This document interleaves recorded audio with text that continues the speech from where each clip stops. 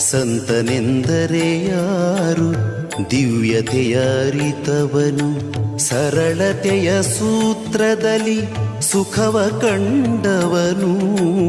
ಸಂತನೆಂದರೆ ಯಾರು ದಿವ್ಯತೆಯ ಅರಿತವನು, ಮಮತೆ ಬಂಧನ ಕಳಚಿ ಬಲು ದೂರ ನಿಂತವನು. ಮಮತೆ ಬಂಧನ ಕಳಚಿ ಬಲು ದೂರ ನಿಂತವನು, ಎಲ್ಲರಲ್ಲಿ ಅವನೊಬ್ಬ ಮುದ್ದು ರಾಮ.